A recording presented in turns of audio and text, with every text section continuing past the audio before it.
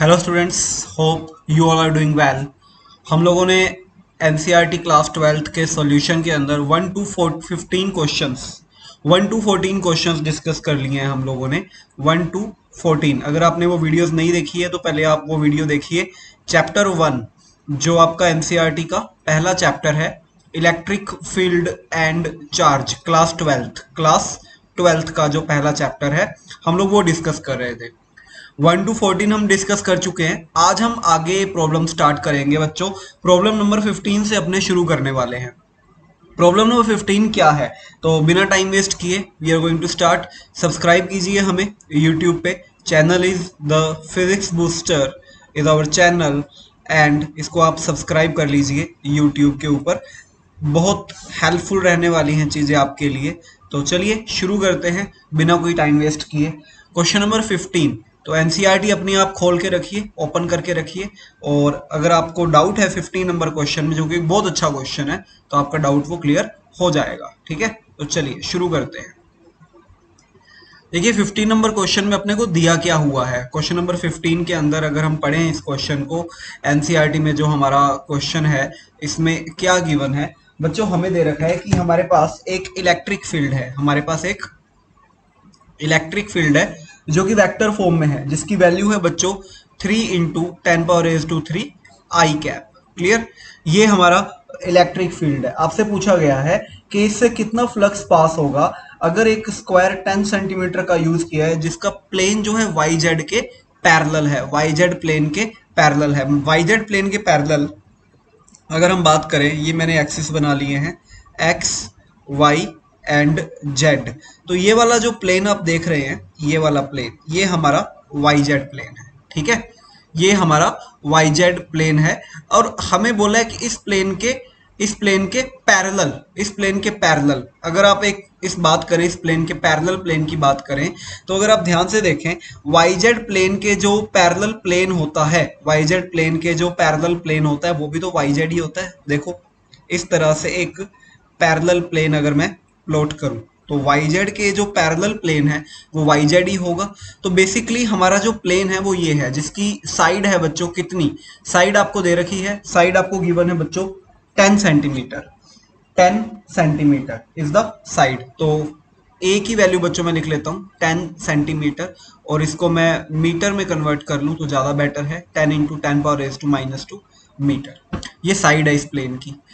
अब फ्लक्स निकालने को बोला गया, तो फाई होता है बच्चों E vector dot A vector. Hope आप सबको ये फॉर्मूला पता होगा। ई वेक्टर ये रहा। ए वेक्टर कैसे निकालोगे? ए वेक्टर बच्चों पहले तो डायरेक्शन डिसाइड करें। वैल्यू तो सिंपल है, ए स्क्वायर ही होएगी, स्क्वायर के लिए ए स्क्वायर।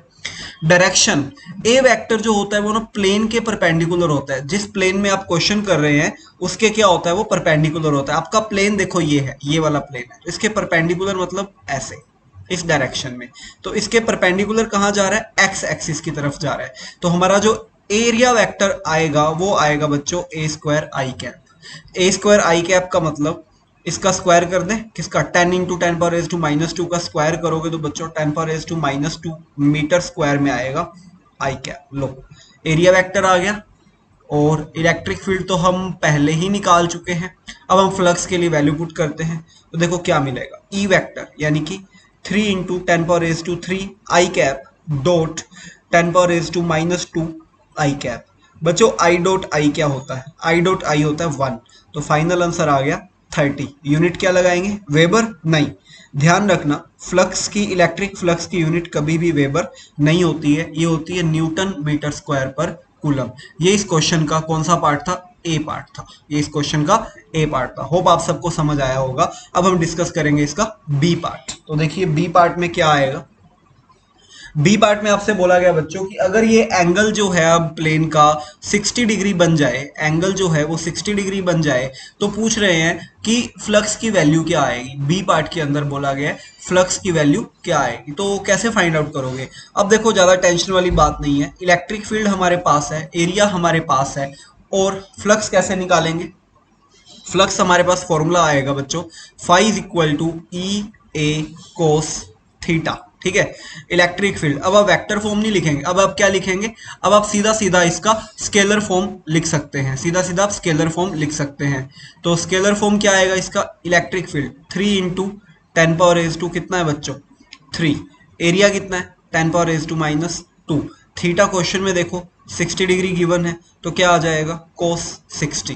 क्लियर, थीटा आपको क्वेश्चन में 60 डिग्री गिवन है, इसको आप सोल्व कर लो तो ये आ जाएगा 30 cos 60 कितना होता है बच्चों 1/2, तो क्या आ जाएगा आंसर 15 न्यूटन मीटर स्क्वायर पर कूलम। Getting my point. बस आपको ध्यान रखना है कि जो हम एंगल का यूज कर रहे हैं, जो हम एंगल का यूज कर रहे हैं वो बस थोड़ा देख लेना कि वो कितना है, 60 डिग्री एंगल हमने यूज करना है। क्लियर, तो ये था हमारा 15 क्वेश्चन का बी पार्ट। होप आप सबको ये क्वेश्चन क्लियर हो गया होगा।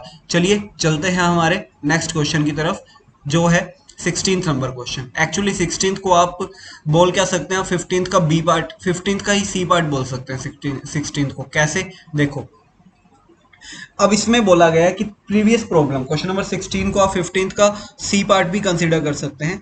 इसमें आपको बोला गया है कि प्रीवियस प्रॉब्लम के अंदर नेट फ्लक्स कितना पास होगा। देखो नेट फ्लक्स का मतलब क्या है, पहले तो ये समझ लो। देखिए जैसे ये सरफेस है, दो सरफेसेस हम बना लेते हैं, सारा का सारा एक्स एक्सिस की तरफ ही जा रहा है। नेट फ्लक्स का क्या मतलब है यहाँ पे, ये मैं थोड़ा आपको क्लियर करूं।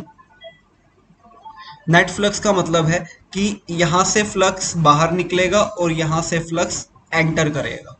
तो नेट फ्लक्स बच्चों होगा, जितना फ्लक्स एंटर कर रहा है उतना ही फ्लक्स क्या होगा, एग्जिट करेगा, या जितना एग्जिट कर रहा है उतना ही एंटर करेगा। बट इनकी डायरेक्शन ऑपोजिट होगी। कैसे, एक तरफ आपका जो इलेक्ट्रिक फील्ड है बच्चों वो बेसिकली इधर रहेगा और दूसरा इलेक्ट्रिक फील्ड आपका इधर रहेगा, लेकिन एरिया वेक्टर इस सरफेस के लिए होगा इधर, सरफेस के परपेंडिकुलर होता है ना, और इस सरफेस के लिए होगा इधर। तो बेसिकली एक फ्लक्स आपका होगा पॉजिटिव और दूसरा फ्लक्स आपका होगा नेगेटिव। बिकॉज फ्लक्स कैसी क्वांटिटी है, फ्लक्स एक स्केलर क्वांटिटी है, फ्लक्स एक स्केलर क्वांटिटी है। तो हमारा जो नेट फ्लक्स है बच्चों, नेट फ्लक्स वो कितना आ जाएगा, नेट फ्लक्स आ जाएगा, देख लो पॉजिटिव नेगेटिव जीरो। तो 16th का आंसर क्या आ जाएगा, जीरो आ जाएगा। क्लियर, तो इसको आप 16th का आंसर जीरो, आप इसको एज 15th का सी पार्ट मान के भी ट्राई कर सकते हो। तो इस तरह आसानी से आपको क्वेश्चन सॉल्व हो जाएगा। एक ट्रिकी क्वेश्चन है लेकिन अच्छा क्वेश्चन है। क्लियर, चलिए नाउ अब चलते हैं हम लोग 17th नंबर प्रॉब्लम के ऊपर। 17th प्रॉब्लम क्या है आओ देखते हैं। आप लोग एनसीईआरटी में प्रॉब्लम पढ़िए, हम लोग टेलीग्राम पे भी हैं, टेलीग्राम का लिंक आपको डिस्क्रिप्शन बॉक्स में मिल जाएगा। आप हमारा टेलीग्राम चैनल भी ज्वाइन कर सकते हैं। वहाँ का क्या फायदा होगा आपको, वहाँ का फायदा ये होगा पीडीएफ वगैरह आपको मिलते रहेंगे। 17th क्वेश्चन देखिए, आपको बोला गया बच्चों कि नेट फ्लक्स गिवन है क्वेश्चन के अंदर, आपसे बोला है कि कितना चार्ज अंदर है बॉक्स के।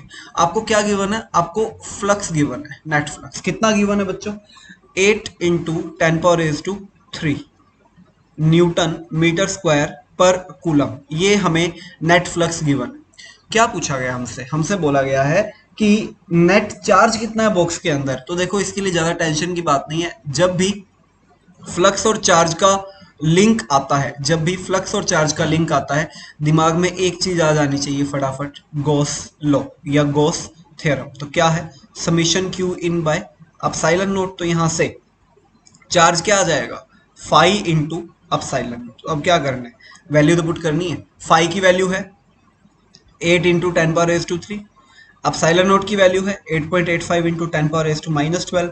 आप इसको कैलकुलेट कीजिए and you will get your answer easily. समझ रहे हो। तो मेरे कहने का मतलब ये है कि जब भी हमें बोला जाए कि आप फ्लक्स और चार्ज का रिलेशन ढूंढो, तो हम फटाफट क्या करेंगे, गॉस लॉ के पास जाएंगे और वो हमें क्या दे देगा, आउटपुट दे देगा। क्लियर, इसको सोल्व कर लेना। इस क्वेश्चन का एक पार्ट और है बच्चों, 17 का एक पार्ट और है। आपको बोला गया है कि अगर बॉक्स के पास होने वाला फ्लक्स जीरो होता तो आप क्या कहेंगे, could you conclude that there were no charge inside the box, why और वाई नॉट। तो बच्चों अगर फ्लक्स जीरो हो जाएगा तो आप देख सकते हैं इसका मतलब क्या है, फ्लक्स जीरो होने का मतलब, क्योंकि देखो फ्लक्स की जो डिपेंडेंस है, फ्लक्स की जो प्रॉपरली डिपेंडेंस है वो किस पे है, फ्लक्स की जो प्रॉपरली डिपेंडेंस है वो चार्ज के ऊपर है। तो अगर फ्लक्स जीरो तो इसका मतलब अंदर का जो चार्ज है वो तो ऑटोमेटिकली क्या हो जाएगा, जीरो हो जाएगा। That's it. ठीक है, तो चलिए चले अगले क्वेश्चन पे। Question number 18। देखिए 18th में क्या दे रहे हैं, चलो 18th भी देख लेते हैं, इसमें क्या बड़ी बात है। 18th बहुत अच्छा क्वेश्चन है, 18th बहुत अच्छा क्वेश्चन। आपको बोला गया है कि एक ऐसे करके एक सरफेस है कुछ इस तरह से, और इससे कुछ ऊपर की तरफ इस जगह पे मान लेते हैं 5 सेंटीमीटर की डिस्टेंस पे एक चार्ज रखा है। आपको बोला है फ्लक्स कितना पास हो रहा है। अगर ये एक क्यूब का एज है या क्यूब का एक साइड है, क्यूब का एक फेस है, तो देखो अगर ये पूरा क्यूब होता, पूरा क्यूब होने का मतलब ये एक पूरा बंद डब्बा होता, बंद बॉक्स होता, पूरा क्यूब होता, तो पूरे क्यूब में से बच्चों कितना फ्लक्स पास होगा। किसी भी बंद जियोमेट्री में से जो फ्लक्स पास होता है वो होता है क्यू बाय एप्सिलॉन नॉट, या summation Q by epsilon not भी आप कंसीडर कर सकते हो। किसी भी बंद जियोमेट्री में से कितना होता है, इतना। अब बिकॉज ये एक फेस है तो अब इसको कुछ ऐसे करेंगे, क्वेश्चन ध्यान से समझिएगा कैसे। एक क्यूब में कितने फेसेस होते हैं, 6 फेसेस होते हैं। तो मेरा इस क्वेश्चन को करने का तरीका क्या रहेगा, मेरा इस क्वेश्चन को करने का तरीका रहेगा कि जो 6 फेसेस हैं, 6 फेसेस, उनसे जो पास होने वाला, 6 फेसेस का मतलब 1 क्यूब, उनसे जो फ्लक्स पास होता है वो क्यू बाय एप्सिलॉन नॉट है। तो 1 फेस से हमसे पूछा गया है, तो 1 फेस से कितना होगा, क्यू बाय 6 एप्सिलॉन नॉट। अब क्या करोगे, क्यू की वैल्यू पुट करोगे जो कि गिवन है क्वेश्चन में 10 माइक्रोकूलम, और एप्सिलॉन नॉट तो आपको बताने की जरूरत ही नहीं है। इसको सोल्व करोगे आपका एक आंसर आ जाएगा। ये प्रॉब्लम जेई में भी आ चुका है 2 टाइम्स। सीबीएसई में गिवन है, अच्छी बात है, लेकिन जेई में भी इस प्रॉब्लम को 2 टाइम्स पूछा जा चुका है। तो आप चाहें तो इसका डायरेक्ट फॉर्मूला भी लर्न करके रख सकते हैं, ये वाला सीधा, कि फेस से अगर पूछें तो क्या करेंगे। डन। चलें अगले क्वेश्चन पे। होप आपको ये प्रॉब्लम समझ आया होगा। चलिए क्वेश्चन नंबर 19 पे चलते हैं। क्या है 19 नंबर प्रॉब्लम, देखो।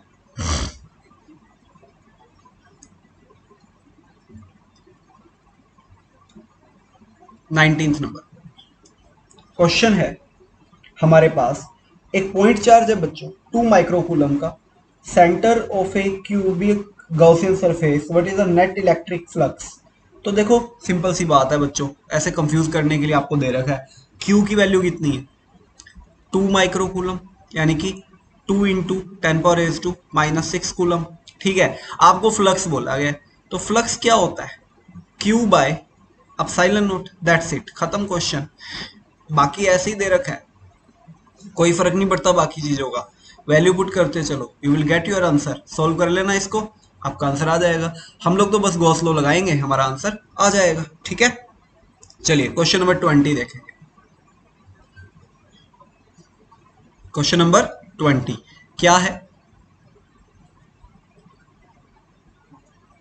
क्वेश्चन नंबर 20 है आपके पास, एक पॉइंट चार्ज है जिससे एक इलेक्ट्रिक फ्लक्स निकल रहा है। पॉइंट चार्ज का इलेक्ट्रिक फ्लक्स हमें दे रखा है, कितना दे रखा है, इलेक्ट्रिक फ्लक्स दे रखा है -1 इंटू 10⁻³ न्यूटन मीटर स्क्वायर पर कूलम। ये पॉइंट चार्ज का इलेक्ट्रिक फ्लक्स दे रखा है।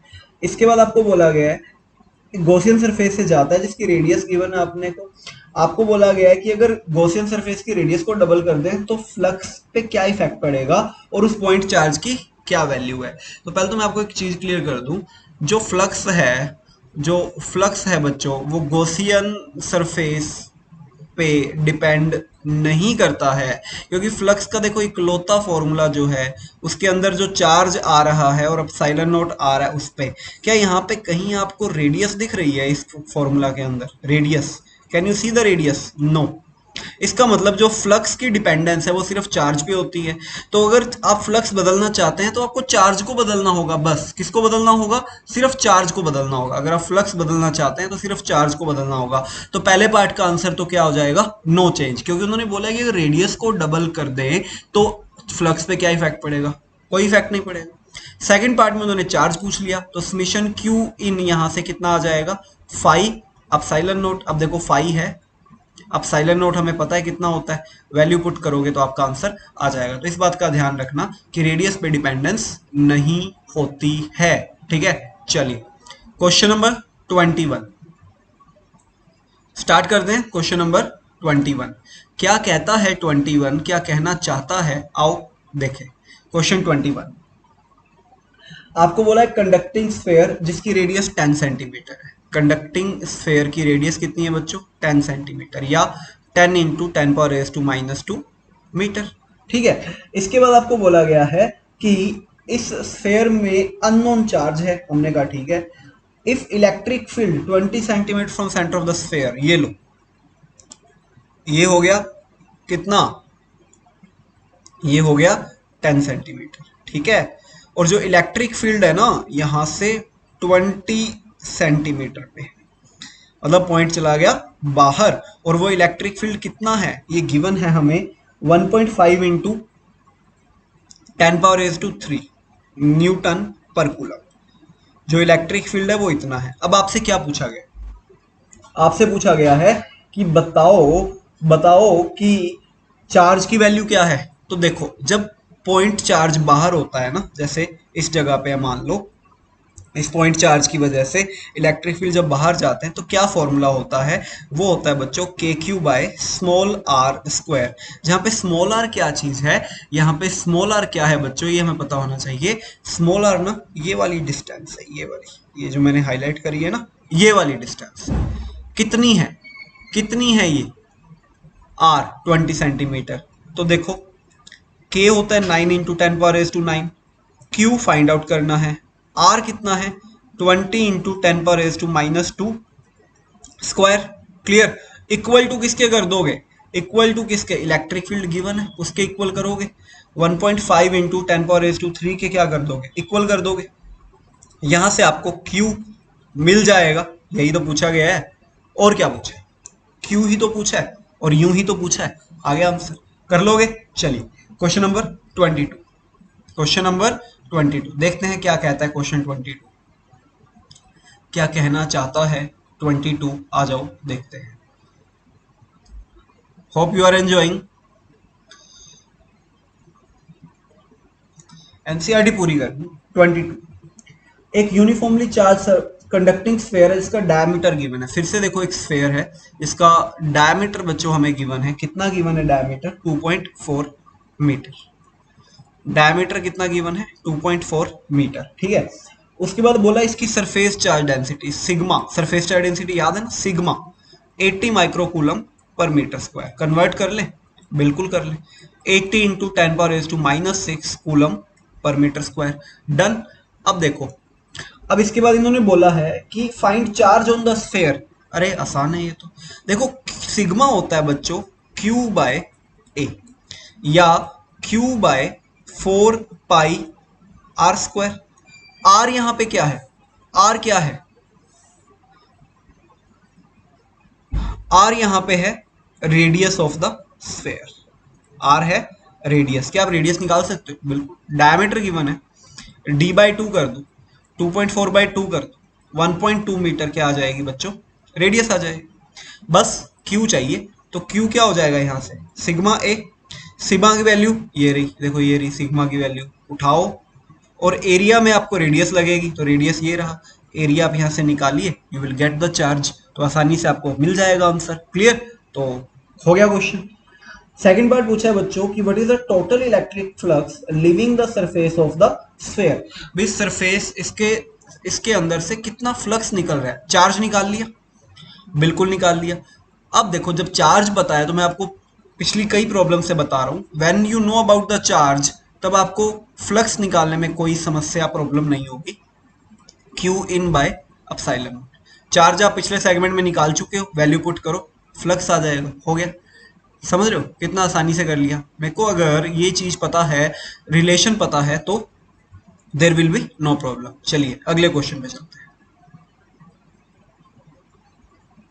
क्वेश्चन नंबर 23 आ जाओ। 23 क्या कहता है? क्वेश्चन 23 कहता है हमें कि हमारे पास इनफाइनाइट लाइन चार्ज है जो प्रोड्यूस करता है कुछ इलेक्ट्रिक फील्ड एक पर्टिकुलर डिस्टेंस पे। देखो इनफाइनाइट लाइन चार्ज देखते ही ना दिमाग में एक फॉर्मूला आ जाता है, क्या? E = 2k λ/r। ये दिमाग में एक फॉर्मूला आ जाता है। इलेक्ट्रिक फील्ड गिवन है हमें 9 इंटू 10⁻⁴, ठीक है। 2 9 इंटू 10⁻⁹ ये पता है हमें। लैम्डा लैम्डा गिवन है। लैम्डा लैम्डा पूछा गया, सॉरी लैम्डा पूछा गया है, लैम्डा हमसे पूछा गया है। और डिस्टेंस कितनी है बच्चों, 2 सेंटीमीटर, यानी 2 इंटू 10⁻⁻²। लो 2 से 2, 9 से 9, हो गया क्वेश्चन। लैम्डा कितना आ जाएगा, कैंसिल करें पूरी तरह से, बच गया था।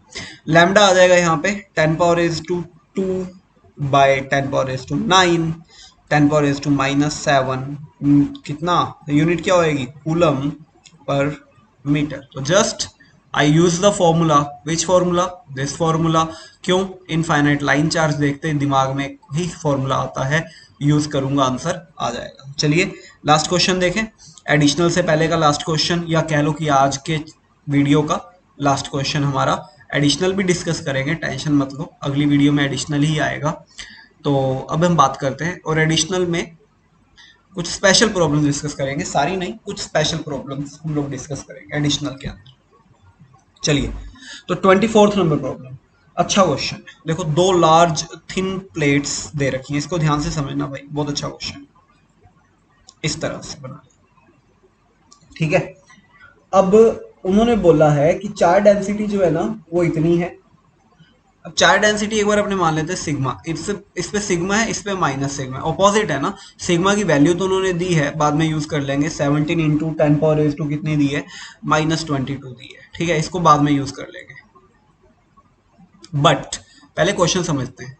3 पोजीशंस दे रहे हैं आपको, एक पोजीशन ये वाली इस जगह पे, एक पोजीशन बच्चों ये वाली बिल्कुल बीच में, और एक पोजीशन बच्चों ये वाली। आपसे पूछ रहे हैं तीनों जगह पे इलेक्ट्रिक फील्ड क्या होगा। तो पहले एक चीज क्लियर कर लें, कोई भी प्लेट होती है उसका इलेक्ट्रिक फील्ड होता है सिग्मा बाय 2 एप्सिलॉन। पहले तो मैं ये क्लियर करूँ। अब जब इस पॉइंट की बात करेंगे, इस पर्टिकुलर पॉइंट की, तो ध्यान से देखो, आपको पता है कि इलेक्ट्रिक फील्ड की डायरेक्शन कैसे डिसाइड करते हैं, ठीक है। अगर नहीं पता तो आप एपिसोड नंबर 18 चेक कीजिए हमारा 12th की प्लेलिस्ट के अंदर, episode 18, and you will get to know कि इलेक्ट्रिक फील्ड की डायरेक्शन कैसे डिसाइड करते हैं। प्लस की वजह से बच्चों होती है बाहर की तरफ, तो इस प्लेट की वजह से इलेक्ट्रिक फील्ड होगा इधर कितना, सिग्मा बाय 2 एप्सिलॉन। और माइनस की वजह से होती है बच्चों अंदर की तरफ, तो इस माइनस की वजह से जो इलेक्ट्रिक फील्ड होगा वो होगा अंदर की तरफ। देखो, या तो साइन यूज कर लो या डायरेक्शन यूज कर लो, मैं डायरेक्शन यूज करूंगा। तो नेट इलेक्ट्रिक फील्ड ये वाला इसको कैंसिल कर देगा, तो इस पॉइंट पे नेट इलेक्ट्रिक फील्ड आ गया 0 आ गया। ऐसे ही मैं आता हूं अब यहाँ पे, माइनस वाला इसको क्या करेगा बच्चों, अट्रैक्ट करेगा, और ये प्लस वाला इसको क्या करेगा, रिपेल करेगा। अट्रैक्ट कैसे करेगा, सिग्मा बाय 2 एप्सिलॉन नॉट से। रिपेल कैसे करेगा, इसी इलेक्ट्रिक फील्ड से। फिर से कहानी वही रिपीट हुई, और हमारा जो इलेक्ट्रिक फील्ड आ गया यहाँ पे भी कितना आ गया बच्चों, 0 आ गया। समझ गए। अब आते हैं बीच में, अब आते हैं इस पॉइंट पे, हम लोग आएंगे इस पर्टिकुलर पॉइंट के ऊपर। इस पॉइंट पे देखो क्या दे रखा है, प्लस वाला इधर धक्का देगा, माइनस वाला इधर अट्रैक्ट करेगा। समझ रहे हो बात मेरी, प्लस वाला क्या करेगा, इधर धक्का देगा, और माइनस वाला क्या करेगा बच्चों, इधर अट्रैक्ट करेगा, क्योंकि इसका काम ही यही है।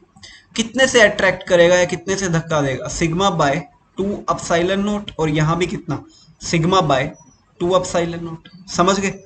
अब बिकॉज दोनों की डायरेक्शन सेम है, इसने इस डायरेक्शन में लिया, इसने इस डायरेक्शन में लिया, डायरेक्शन सेम होने की वजह से जो नेट इलेक्ट्रिक फील्ड बना इस जगह पे मिड पॉइंट पे बच्चों, वो बना sigma bye 2 epsilon not plus sigma bye 2 epsilon not, that will gives us sigma by epsilon not. तो ये इलेक्ट्रिक फील्ड 0, ये इलेक्ट्रिक फील्ड 0, बट यहां पे इलेक्ट्रिक फील्ड 0 नहीं आया, यहां पे कितना आ गया, यहां पे आ गया सिग्मा बाय एप्सिलॉन नॉट। अब सिग्मा की वैल्यू देखो ऊपर दे रखी है, 17 into 10⁻⁻22 upon epsilon not 8.85 into 10⁻⁻12। अब इसको मैं सोल्व करके अपना आंसर निकाल लूंगा, और इस तरह से हम लोग क्वेश्चन को सोल्व कर पाएंगे। ये बहुत अच्छा क्वेश्चन है। इसको कैपेसिटर चैप्टर में इस कंसेप्ट को ना बहुत यूज किया जाता है, कैपेसिटर के अंदर ना बहुत यूज किया जाता है इसको, तो वहां पे बहुत काम आएगा। क्लियर? तो होप आपको आज की वीडियो अच्छी लगी होगी, समझ आया होगा आपको, आपने सोल्व करके देखे होंगे। कोई भी डाउट आएगा आपको तो आप वीडियो चेक कीजिए और इसको खत्म कीजिए। हमने सारे क्वेश्चन डिस्कस कर लिए हैं यहाँ पे। अब हम करेंगे स्टार्ट अगली वीडियो में, एडिशनल एक्सरसाइज डिस्कस करेंगे इसी चैप्टर का। तो मिलते हैं नेक्स्ट वीडियो के अंदर। Till then take care, bye bye. और लास्ट बात, हमें सब्सक्राइब कर लो यूट्यूब पे, बहुत कुछ मिलेगा तुम्हें। टेलीग्राम का लिंक, हमारे चैनल का लिंक जो है आपको मिल जाएगा YouTube the physics booster. Okay, so sine of, मिलेंगे नेक्स्ट वीडियो में, बाय।